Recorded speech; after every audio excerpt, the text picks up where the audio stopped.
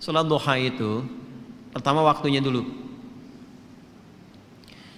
Waktunya dimulai sejak waktu syuruk. Syuruk itu awal duha. Ingat ya? Perjalanan matahari yang bergerak dari mulai terbit, fajar terbit, sampai berada di posisi tempat terbitnya, sampai nanti bergeser lagi, sekira bayangan itu 1 tombak kurang lebih. Kalau kita nanam tombak, ya sampai kokoh ada matahari, bayangannya sudah 1 tombak gitu ya, sama dengan itu gitu. Nah, kan nanti bisa jadi memanjang, bisa jadi mengecil kan. Nah itu waktunya syuruk namanya. Pergerakan mataharinya disebut isyraq.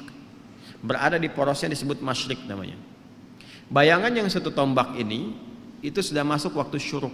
Syuruk itu awal duha. Jelas? Awal duha. Di awal duha ini ada kemuliaan. Hadisnya sahih. Sahih sekali. Di At-Tirmidzi hadisnya. Qala Rasulullah sallallahu alaihi wasallam, Rasulullah SAW bersabda, oh kama qala, man shallal ghadata fil jama'ati. Di redaksi lain fil masjid. Siapa yang menunaikan salat subuh dengan berjamaah. Di hadis lain di masjid. Jadi ada 2 diksi di sini, 2 redaksi. 1 ditunaikan berjamaah, yang kedua di masjid. Saya mengambil jalan tengahnya saja. Yang prioritas itu yang dimaksud masjid. Salat di masjid. Tapi kalau ada uzur tidak memungkinkan ke masjid, nah ini biasanya sih uzur yang dimaknai di sini ada yang lekat dengan perempuan yang tidak memungkinkan ke masjid karena alasan-alasan yang ditoleransi oleh syariat. Dan itu nanti banyak riwayat menyebutkan statusnya sama dengan sholat yang ditunaikan laki-laki di masjid. Jadi ibu jangan berkecil hati, karena memang hati sudah kecil gitu. Kalau besar kan repot tuh, nggak bisa ketampung. Jadi kalau misalnya suami laki-laki ke masjid dan perempuan tidak memungkinkan karena alasan yang ma'dzur syar'an, ya ditoleransi oleh syariat, itu tunaikan di rumah dan nilainya sama dengan laki-laki yang ke masjid. Nah, kalau ingin dapat awal duhanya syuruknya, maka tunaikan berjamaah di rumahnya.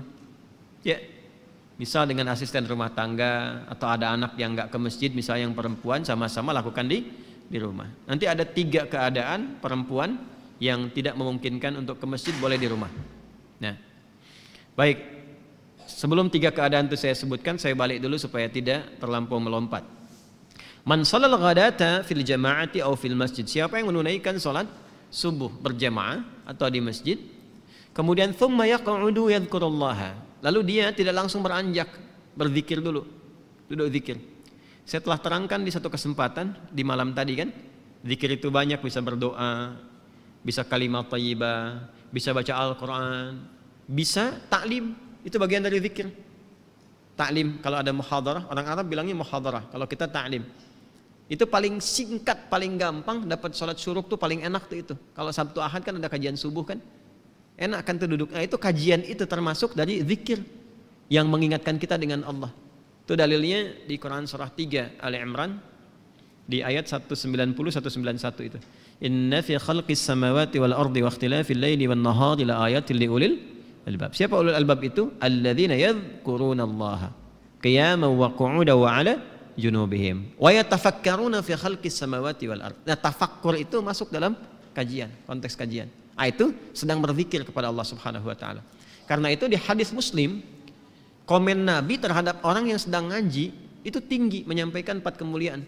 Ya, majtama'a qaumun fi baitin min buyutillahi. Enggak pernah ada orang kumpul di salah satu rumah Allah.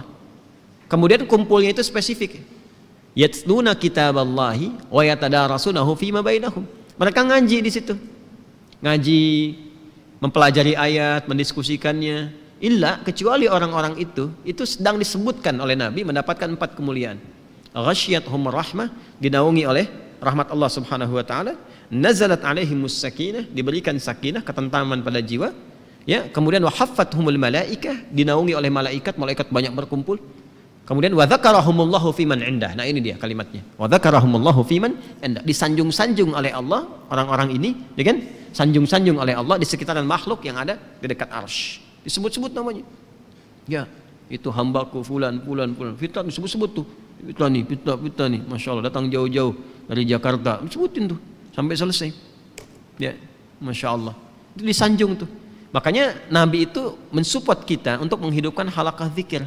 Nah, zikir itu salah satunya ada yang memahami dengan ilmu, majlis-majlis ilmu, majelis ilmi. Nah, dalilnya dari mana? Yang Al-Mujadalah itu ayat 11. Ya, ya ayyuhalladzina amanu idza qila lakum tafassahu fil majalisi fafsahu yafsahillahu lakum wa idza qila inshuzu fanshuzu yarfa'illahu alladzina amanu minkum walladzina utul ilma darajat. Paham ya? Nah, itu gambarannya. Nah, kemudian dia nggak langsung beranjak. Jadi setelah sholat 2 rakaat subuh, ya kan? Nggak langsung pulang, duduk dulu. Ada yang ngaji, ada yang ikut taklim, ada yang tilawah, ada yang ulang hafalan. Nah, sampai tiba bidayatul duha, awal duha. Awal duha itu disebut dengan syuruk itu. Ya, hatta bidayatul duha, sampai tiba awal duha. Ya, fa yusalli raka'ataini. Kemudian dia sholat 2 rakaat di awal duha itu.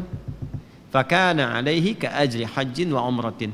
Maka dia mendapatkan pahala yang senilai dengan haji dan umrah. Sempurna, sempurna, sempurna. Jangan dipahami sudah haji dan umrah, bukan. Dipahaminya pahala yang senilai itu. Ya, tapi belum tentu dapat kemuliaan sholat misalnya di Masjidil Haram, Masjid Nabawi, itu kan kemuliaan yang lainnya. Tapi pahalanya itu, pahalanya baik. Apa di antara pahalanya senilai haji dan umrah itu? Ya, berpeluang mendapati surga dan rahmat Allah Subhanahu wa taala. Berpeluang merubah perilaku jadi lebih baik. Kan birrun itu adalah perubahan dari sifat kurang baik menjadi baik. Ketika melekat pada pelakunya disebut mabrur. Makanya di situ disebutkan haji mabrur, haji yang merubah perilaku seseorang menjadi baik. Nah, di antara jalan kalau belum bisa mampu haji atau umrah, konsisten sholat syuruk itu awal duha. Kalau orang terbiasa sholat syuruk, manfaat utamanya ya itu bisa merubah perilakunya menjadi lebih baik. Itu yang dimaksudkan, jelas? Makanya didapatkan pahala senilai haji dan umrah. Dan itu mahal sekali, mahal sekali. Ini awal duha. Pertengahan duha itu berlangsung, kalau sekarang tariklah waktunya 1 jam dari sholat subuh, ya. Ya 1 jam lah, kurang lebih 1 jam paling cepatnya. Jadi kalau subuh 4:30, nah, awal duhanya itu awal syuruk jam berapa? 5:30, ya. Atau kalau mau garis aman kadang ada yang nambah 15 menit lagi, ada yang nambah 1,5 jam gitu ya, nggak ada masalah. Sampai matahari mulai naik sekitar jam 7:30, jam 8 lah. 7:30 sampai jam 8. Nah, itu sudah pertengahan duha. Kalau dikonversi ke jam sekarang, zuhurnya jam 12 kurang, ya sampai jam 10:30 lah pertengahan duha itu. Kalau lihat situasi sekarang ya, kadang-kadang panas kan, kadang-kadang agak mendung gitu. Sampai 10:30 itu pertengahan duha. Kalau awal duha, bilangannya 2 rakaat. Pertengahan duha bisa sampai 4. Bisa sampai 4. Umumnya ya, umumnya. Manfaatnya banyak lagi. Manfaatnya banyak. Itu yang dimaksudkan pengganti zikir dari seluruh tubuh itu. Ya, tubuh kita kan sebetulnya harusnya berzikir, semua tubuh kita tuh. Dari pikiran, dari mata, telinga sampai ujung kaki. Zikirnya anggota tubuh itu dengan mengingat Allah, dengan cara menggunakan semua fungsi tubuh pada yang dikehendaki oleh Allah. Mata ini yang Allah inginkan apa? Melihat yang baik. Jadi zikirnya mata itu menatap yang baik-baik menurut Allah. Ketika menatap yang buruk, dia sedang keluar dari jalur zikir. Demikian cara memahaminya. Nah, itu pengganti itu yang mengcover kewajiban itu. Wajib ini dalam konteks bukan wajib dalam seperti hukum fikih ya, bukan. Artinya sesuatu yang seharusnya melekat secara fitrah. Ya. Nah, itu tertutupi oleh rakaat sholat duha di pertengahan. Yang 2 rakaat itu. Kalau kita mau teruskan sampai 4 boleh. Ya, itu yang salah satunya bisa menjaga kita dari musibah umum yang mungkin terjadi. Ya, misal banjir di komplek misalnya, kita bukan komplek PTM ya, komplek tertentu misalnya. Kalau di sini insya Allah nggak banjir, ya cuman kadang naik dikit. Insya Allah selesai. Banjir nih, nah, misalnya. Itu kan umum terjadi tuh. Kok bisa gitu ya? Yang seharusnya volume airnya tuh kelihatan tinggi, tapi ada satu rumah yang nggak kena air tuh balik lagi gitu. Nah, itu maksudnya. Macet nih sekarang kan? Udah macet sana sini macet luar biasa. Padahal si Komo nggak lewat kan. Itu menariknya, yang konsisten ibadah ini itu tiba tuh bisa saja dipalingkan dari jalur macet itu. Ada yang ngasih tahu kah? Tiba-tiba ada polisi datang misalnya, Pak nggak usah kesini Pak, ini padat, Bapak lewat sini aja tuh. Kok bisa cuman Anda gitu kan yang diarahkan ke situ?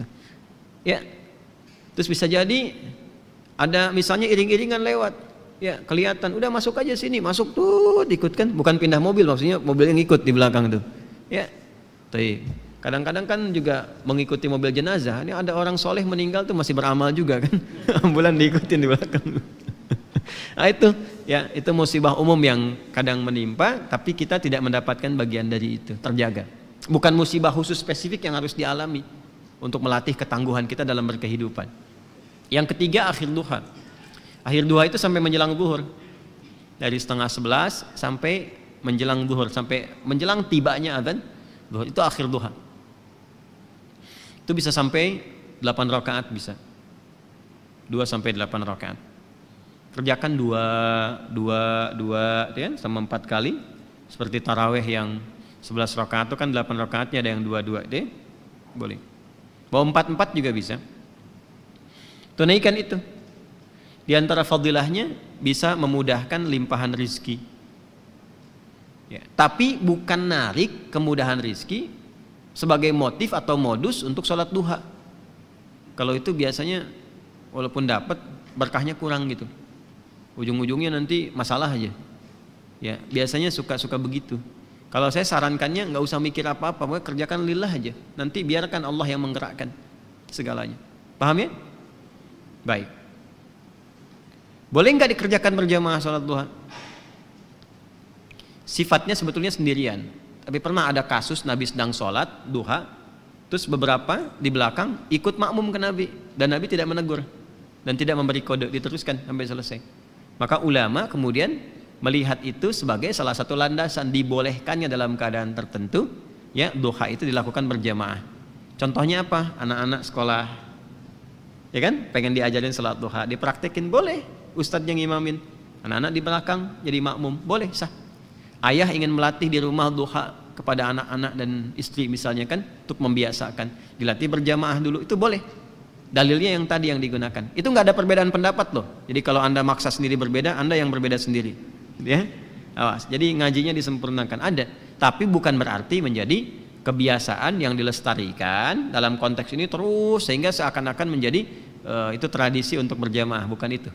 Ya, sama sebetulnya dengan sholat malam juga. Sifat sholat malam itu sifatnya sendirian sebetulnya. Ya, bukan berjamaah. Tapi bukan berarti nggak boleh berjamaah. Ada dengan tujuan tertentu untuk berlatih atau mendapatkan kenikmatan bacaan. Kalau imamnya bagus, khusyuk baik, gitu. Kita berlatih untuk mendapatkan itu. Ya, dalilnya banyak. Yang paling populer itu kan yang Ibnu Abbas itu, radhiyallahu taala anhu. Masih ingat? Ingat ya. Di Abu Daud itu nomor 1367.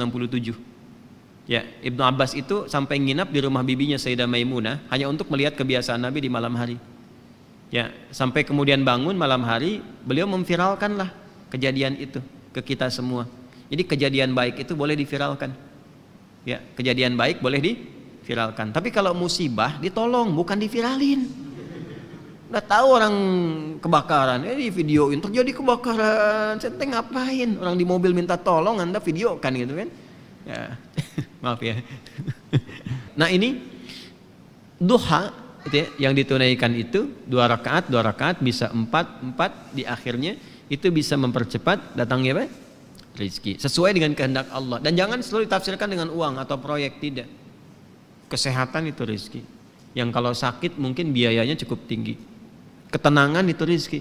Yang kalau gelisah keberlangsungan bisa ke psikiater atau psikolog yang biayanya juga mahal juga. Makanya tenang itu mahal, Bu.